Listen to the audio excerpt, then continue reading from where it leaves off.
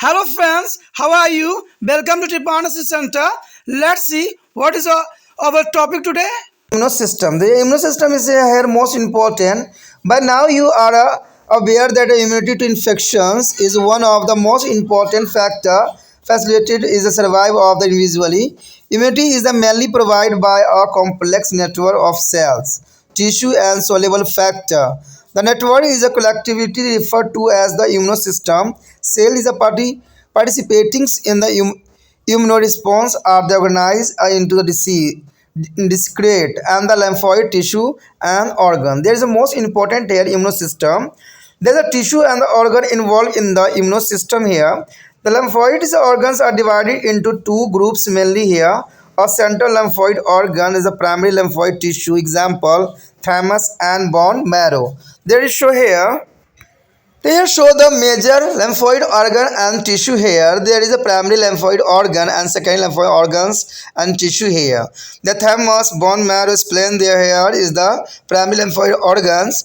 On the other side is the bladders, rings, lymph node is the toxins, androgens and the branchials, lymphoid node, bone marrow, lymphoidopia, mentous lymphoid nodes and there is a pairwise patches and the residual lymphoid tissue and the lymphoid nodes here. The major lymphoid organs and tissue here present this diagram. There is a most important diagram shown in this diagram. The second is a peripheral lymphoid organ and secondary lymphoid tissue. Examples as a pair is a patches is a toxins is a lymphoid node and the mucosa is associated to the lymphoid tissue is a MLT and which is associated with there is a respiratory system, erythrocytes and alimentary canal. They show in this figure and the next here cell of immune system.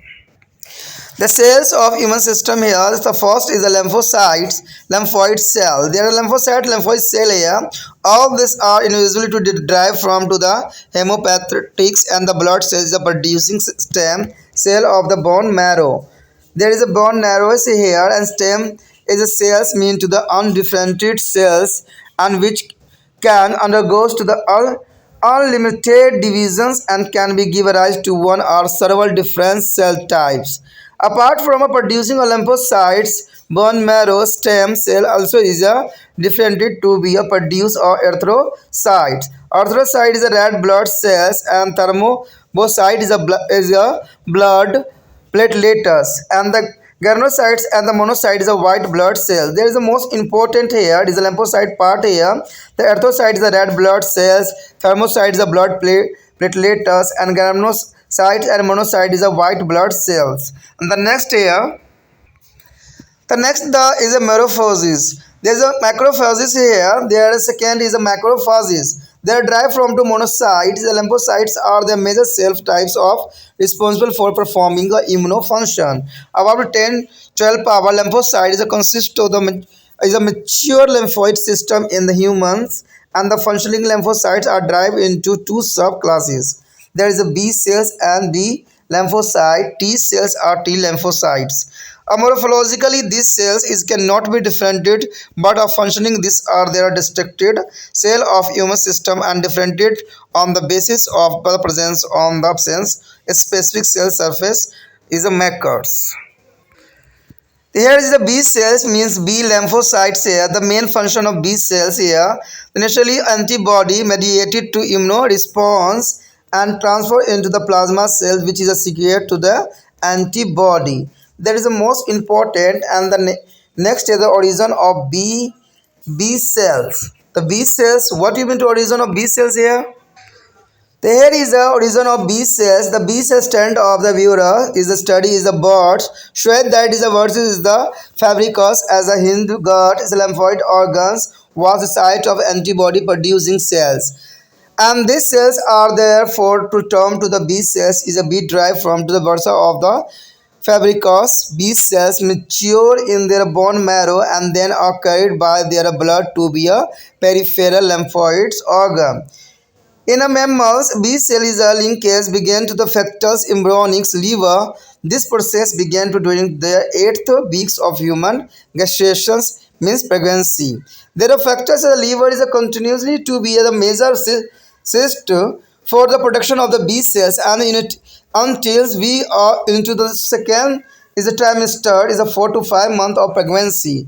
A stem cell there is a populate for the bone marrows and therefore B cells are continuously producing in the bone marrow throughout life. Here show the bone marrow here diagram and there is a hemophagocytic stem cell. There is a divided is a thymus is a different part. There are thermocytes, erythrocytes, T lymphocyte, B lymphoimmunocytes. They are present here. And there is also is a granulocytes, monocyte, is communities, antibody producing plasma cells, immunocomplex. There is a origin of B and T cells here. There is a origin for the bone marrow. So here is the characteristics of the B cells here important. There is first here B cells display immunoglobulins as an integrated protein of their cell membranes, and this surface immunoglobulins antibody act as a receptor for anti-specific to it, and their B cells are responsible for their production of the antibody. Is activity the B cells is a transfer into plasma cells. You will learn about the antigens and antibody in the next section of lesson. There is the most important here is the characteristics of B cells here. There is shown in this diagram in the flow chart is the processing of antigens here of B cells. There produce a plasma is a cells and cell membranes. There is the most important and goes based to there is a specific antibody. There is a B cell differentiation and the anti production here. Here is a plasma cell is a produce 1,000 of antibody molecules per second before they are die in a day or so. There is a most important fact here. A plasma cell produce 1,000 of antibody molecules per second before they are die in the day or so. The sum of B cell is a progeny do not differentiate into the plasma cell but rather become a memory cells and which are produced to antibodies in the event of antigen is a reappearing against a future. There is a most important here. The next here is a B is a T cell means T lymphocyte. There is a T cell is a T lymphocyte here. In a contrast to B cells is other lymphocytes the leap to the bone marrow in the immature state due to the factors and the early stage of life, and these are the carried to be a thymus matured in their thymus and then to the immigrate to the peripheral lymphoid organ, and this cells is a constituted to second major class of lymphocyte. The lymphocytes are T as they are T derived from the thymus. A producing of T cells is a completely earlier life, but like B cells there are also undergoes to the mutasis is a peripheral lymphoid organ. The daughter cells began to identical to be original T cell, and there is a most important main function of T cells here. So first of all here is the main function of T cell is regulate to the immune response. That is the first, and second is a meditate cell meditated immuno is the CMI response, and third is introduced to the B cell to producing antibody, and the T cells are functionally classified into three categories, that TH, TC and TS. The helper T cells here TH is a promote to the response of B cells or resulting in antibody production activity other T cells. And second is the cytotoxins T cell. TC is a kill to virus infected cells and tumor cells. And third here there is suppressor is a T cells a TS here. Suppressor T helper T cells and maybe also B cell is a limit regulate activity of the latter. And thus we see that a T cell is a meditate two general types of immunologics is a function, effector and regulator. The statutory T cells are differential on the basis of presence of absence some or specific surface molecules. T cell receptor, but both B cells and T cell work in the cooperations. There is a cooperation to the each other. यदि बात करें हम प्रतिरक्षा तंत्र यानी human system की, तो इसमें कोई दो राय नहीं है कि हमारा ह्यूमन सिस्टम हमारे लिए कितना उपयोगी सिद्ध है और ये हमारे कई तरह के संक्रमण को बचाने के लिए भी सुचारू रूप से कार्य करता है। हम जानते हैं कि संक्रमण के प्रति रोग क्षमता जो है प्रतिरक्षा एवं महत्वपूर्ण कारक है जो एक व्यक्ति को जो है अस्तित्व को जो है सुदृढ़ बनाता है, यानी बहुत ही इंपॉर्टेंट बनाता है, और ये सारे ह्यूमन सिस्टम की वजह से ही संभव हुआ है। कहते हैं अगर प्रतिरक्षा कोशिकाओं के ऊतकों एवं विलेयता यानी बिलीय कारकों पर जटिल तंत्र है तो इस तंत्र को जो है सामूहिक रूप से प्रतिरक्षा तंत्र कहा जा सकता है। यानी यही प्रतिरक्षा तंत्र जो होता है हमारे शरीर की कई तरह की बीमारियों से लड़ने में हमें काफ़ी हेल्प करता है।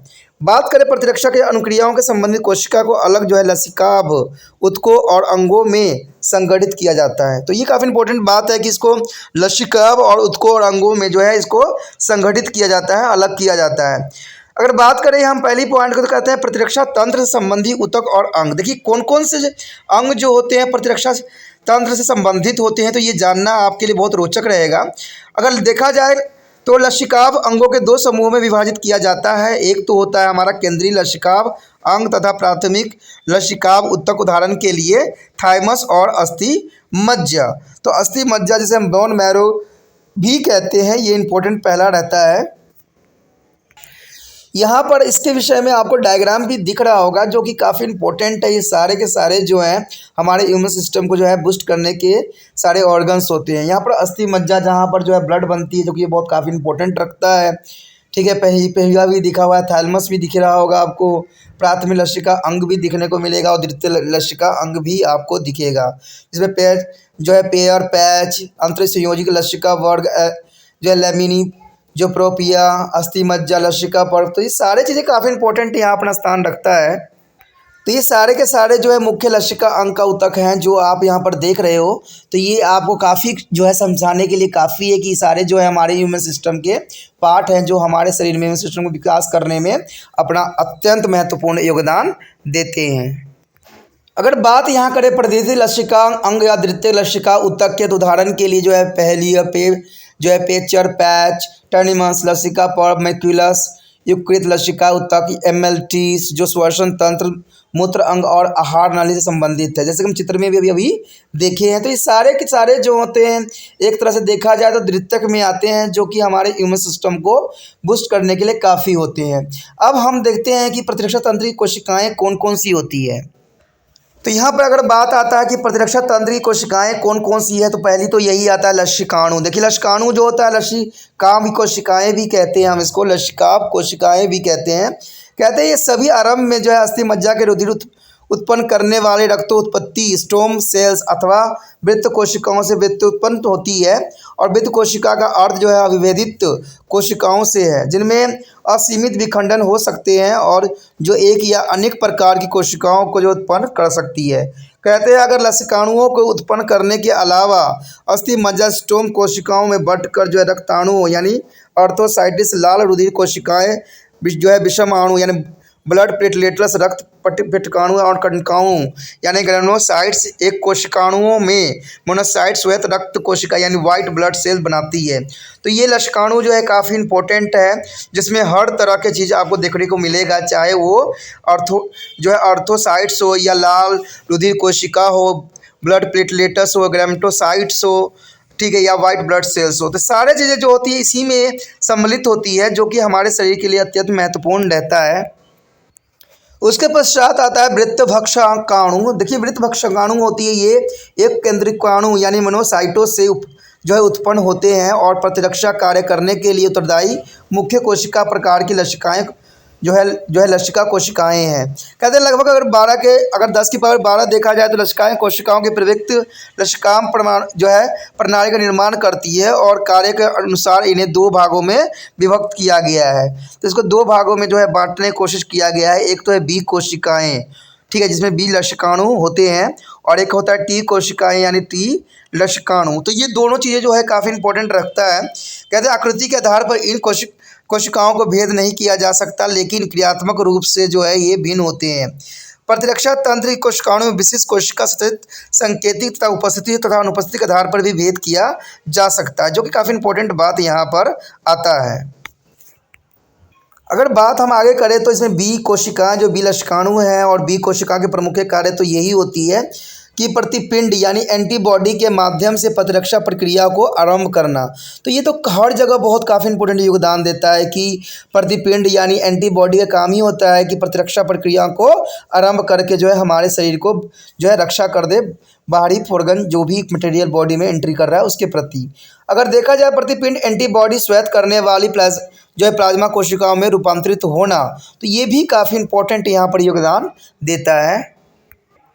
अगर हम बात करें बी कोशिका की उत्पत्ति के विषय में, तो ये भी बहुत काफ़ी रोचक रहेगा। अगर बात करें बी वर्षा इनपुटेलिका के लिए उपयुक्त होती है। पक्षियों पर किए गए अध्ययन से पता चलता है कि पक्षियों में पाई जाने वाले फेलोसियोट प्रपूटी यानी पशु आहार नली की लसिका अंग प्रतिपिंड कोशिकाओं के आरंभिक जो है उत्पादन का स्थान था।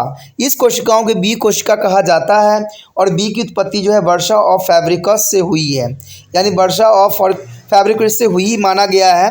बी कोशिकाओं में अस्थि मज्जा में प्रवृत्त होती है और तब पश्चात रक्त द्वारा जो है प्रदीधित लसिकाएं अंगों तक ले जाए जाते हैं।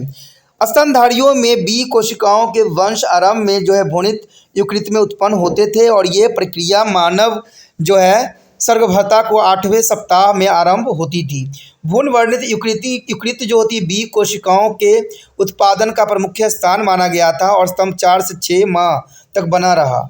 स्टोम कोशिका फिर अस्थि मज्जा में बस जाती है और इसके बाद उम्र भर बी कोशिका अनवरत रूप से जो अस्थि मज्जा में उत्पन्न होती रहती है, यानी जहाँ पर जो है ब्लड का बनते हैं वो अस्थि मज्जा होती है और यहाँ से जो है बी कोशिकाओं की उत्पत्ति संभव हुआ, यानी वर्षा फैब्रिका से जो है इसकी उत्पत्ति माना गया। लेकिन इसमें जो है अस्थि मज्जा काफ़ी इंपॉर्टेंट योगदान दिया और ये भ्रूण में विकास का जो है प्राथमिक चरण माना गया था।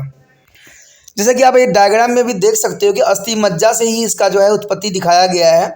अस्थि मज्जा ही आपको पहला दिखेगा, उसके बाद रक्त उत्पत्ति स्टोम और वृत्त कोशिकाएं दिखेंगे। उसके बाद जो है ये थाइमस में जो है काफ़ी भागों में विभक्त हो गया है। इसमें जो है थाइमस जो है बिंदु जो है बिंबाणु यानी थैमोसाइटोस में, रक्ताणु ब्रोकोसाइटिस मोनोसाइटिस में, एंटीजन संवेदनशील, टी लशकाणु, बी लशकाणु, ठीक है। तो सारे चीज़ें में विभक्त कर दिया है, यानी बी कोशिका और टी कोशिका की उत्पत्ति का जो है ये चरण सीमा बताई गई है जहाँ से इसकी उत्पत्ति जो हुई है। तो देखा जाए तो बोन मैरो ही जो है सबसे प्रथम स्थान माना जा सकता है। यहाँ पर कोशिकाणुओं के अभिलक्षण की बात हम करें तो कहते हैं बी कोशिकाणु में जो है इम्यूनोग्लोब्यूलिन्स की अपनी कोशिका झिल्ली के जो है विभिन्न जो है प्रोटीनों के रूप में दर्शाई जाती है और कहते हैं ये सतत जो है इम्यूनोग्लोब्यूलिन्स यानी जो है प्रतिपिंड एंटीबॉडी इसके विशिष्ट प्रतिजन एंटीजन के लिए जो है ग्राही गाहक का कार्य काम भी करती है। बी कोशिकाओं जो है एंटीबॉडी के निर्माण के लिए उत्तरदायी होती है और सक्रिय बी कोशिकाएं प्लाज्मा कोशिकाओं में परिवर्तित होती रहती है, ठीक है। आप आगामी खंडों में जो है प्रतिजनन यानी एंटीजनन और जो है एंटीपिंड यानी एंटीबॉडी के विषय में भी जानोगे कि प्रतिपिंड जो है एंटीबॉडी उसका क्या कार्य है। तो देखिए यहाँ पर एक डायग्राम भी आपको दिख रहा होगा। तो इस डायग्राम में अगर आप देखोगे तो संशोधित प्रतिजन जो है एंटीजन आपको दिख रहे होंगे, बी कोशिकाओं के साथ अटैच है और स्मृति कोशिका भी दिखेगा और प्लाज्मा कोशिका भी दिखेगा। तो ये जो डायग्राम है काफ़ी कुछ बताने के लिए पर्याप्त है कि बी कोशिका विभेदित और प्रतिपिंड निर्माण किस प्रकार होता है। तो विशेष प्रतिपिंड निर्माण कुछ इसी प्रकार से होता है, जो कि काफ़ी इंपॉर्टेंट बात यहाँ पर रहता है। अगर यहाँ एक फैक्ट की बात करें तो आपको पता होना चाहिए कि प्लाज्मा कोशिका एक या अधिक दिनों में मर जाने से पूर्व हजारों की संख्या में प्रतिपिंड अणु प्रति सेकंड उत्पन्न करती है। देखिए कितनी इंपॉर्टेंट बात यहाँ पर आ गया कि प्लाज्मा कोशिका एक या अधिक दिनों में मर जाने से पूर्व, यानी जो है हमारा कोशिका जो है प्लाज्मा कोशिका जो होती है एक या अधिक दिनों में ही मर जाती है, ठीक है। लेकिन मरने से पहले वो जो है पूर्व हजारों की संख्या में जो है ये प्रतिपिंड यानी एंटीबॉडी अणु बना देते हैं, यानी पर सेकंड के हिसाब से। कहते हैं बी कोशिकाओं की कुछ जो है तृतीय प्लाज्मा कोशिकाओं में विभेदित नहीं होती है, वरना स्मृति यानी मेमोरी कोशिका बन जाती है, जो प्रतिजनन के भविष्य में पुण्य प्रकट होने की स्थिति में प्रतिपिंड यानी एंटीबॉडी बनती है। तो ये काफ़ी इंपॉर्टेंट बात यहाँ पर रखता है, क्योंकि देखिए कोई भी प्लाज्मा कोशिका मरने से पहले हजारों के में जो है यहाँ पर प्रतिपिंड यानी एंटीबॉडी तैयार कर देती है हमारे शरीर के लिए। तो ये काफ़ी इंपॉर्टेंट बात रखता है। अगर हम बात करें टी सेल के विषय में, तो यहाँ पर टी सेल जो होती है टी कोशिकाएं यानी टी लशकाणु भी कहते हैं इसको।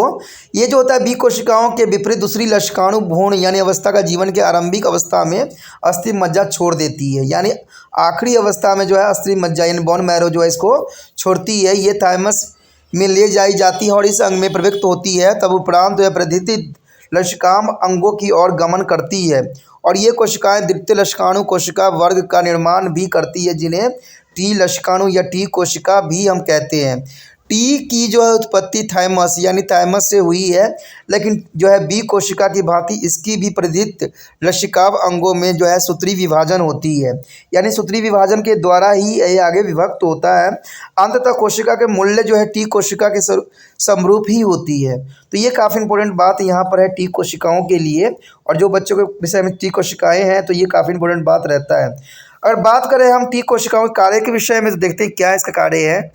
तो सबसे पहली बात तो यही आती है, अगर हम टी कोशिकाओं के मुख्य कार्य के विषय में बात करें तो प्रतिरक्षा जो है प्रतिक्रिया का नियमन करती है, यानी प्रतिरक्षण प्रतिक्रिया का नियमन करती है, और कोशिका मध्यस्थ प्रतिरक्षा अनुक्रिया की जो है मध्यस्थता भी यही करती है। प्रतिरक्षा बनाने के लिए बी कोशिकाओं के जो है प्रेरित भी करना इसी का कार्य होता है, और टी कोशिकाओं के उनकी क्रियाशीलता के अनुसार 3 वर्गों में विभाजित करना इसी का कार्य होता है।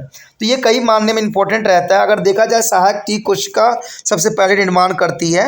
सहायक टी कोशिका, जिसको हम टी एच के नाम से भी जानते हैं, ये जो होता है बी कोशिकाओं के अनुक्रिया को बढ़ाते हैं, जिसमें प्रतिपिंड का निर्माण होती है, एंटीबॉडी का निर्माण होता है, और अन्य टी कोशिकाओं से कोक्रिया बनाती करती है ये।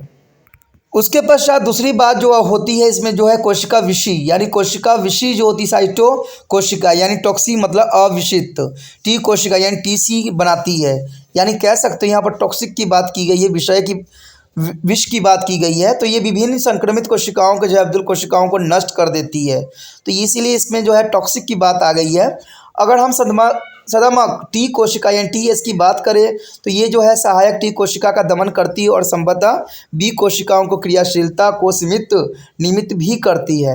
और इस प्रकार हम देखते हैं कि टी कोशिकाओं को 2 सामान्य प्रकार की प्रतिरक्षा कार्य करती है। इसमें देखा जाए तो प्रभावक यानी प्रभावकारी, और नियामक यानी नियमनकारी, 2 तरह के इसमें दिखाया गया है।